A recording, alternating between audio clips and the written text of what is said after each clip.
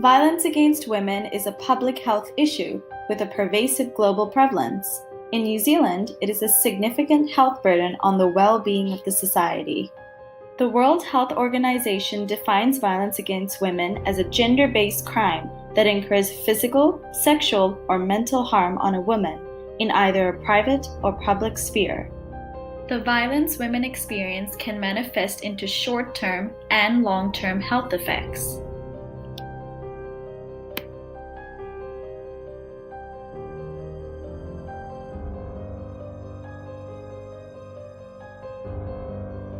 Violence against women is a current social issue in New Zealand. In fact, 1 in 3 women in New Zealand will experience violence at least once in their lifetime. New Zealand has the highest prevalence of sexual violence of any other OECD nation. Aligned with global evidence, Indigenous women in New Zealand disproportionately experience violence compared to European women. In 2016, women reported over 26,000 incidents of domestic violence to the police, only accounting for 20% of cases actually reported. Additionally, 73,000 women called the Women's Refuge Crisis Line, and 9,000 women accessed their services. In 2018, the Labour government allocated $2 million to a newly established government body tasked with mitigating the violence against women issue in New Zealand. Additionally, they passed the Domestic Violence Victims Protection Bill, which increased legal protection in the workplace for victims of domestic violence. In 2016, New Zealand lost $894 million in productivity costs due to victims of violence. This figure is expected to project to $3.7 billion over the next 10 years.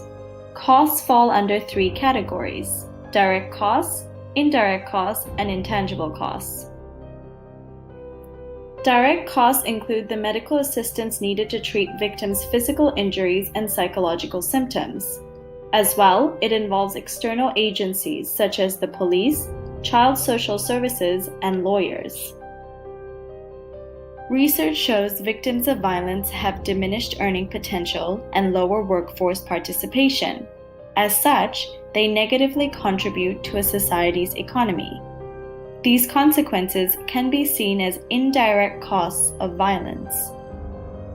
And finally, intangible cost refers to the victim's pain, suffering, and fear, which are difficult to place an economic value on, however, must be considered in the financial impact of violence on women. Violence against women creates negative social impacts on society. For example, women commonly adopt addictions to cope with violence, which negatively affects their health. As well, in 2016, studies showed 50% of women in New Zealand became homeless in an effort to escape a violent relationship. And finally, violence against women has generational effects.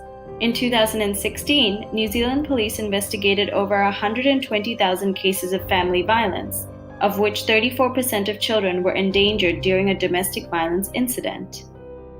Global evidence states children raised in violent homes are more likely to be arrested, develop addictions, and perpetuate violence onto others as a learned behavior from childhood. For the aforementioned reasons, my first proposal to the Ministry of Health is to train staff. Health providers encounter a large majority of the consequences of violence, such as unplanned pregnancies, injury, and illness. However, the majority of health providers in New Zealand are untrained in detecting and responding to gender-based violence. I recommend the Ministry of Health develop clinical guidelines for health professionals to detect and respond to gender-based violence. This must include the identification of emotional or mental abuse the patient may be suffering from. Family violence is estimated to cost the country between $4.1 and $7 billion each year. Currently, the Ministry of Health categorizes violence against women and child abuse into one category: family violence. Although these two issues are interrelated, the majority of initiatives undertaken to mitigate family violence have addressed child abuse rather than violence against women.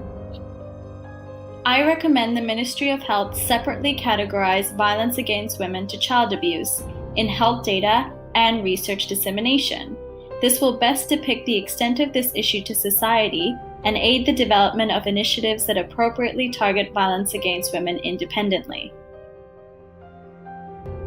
Victims of violence commonly rely on NGOs for social support and shelter. As such, NGOs are knowledge experts on the violence against women issue in New Zealand. In my final proposal, I recommend NGOs be consulted when developing health policies for this issue in order to best represent the voices of the victims.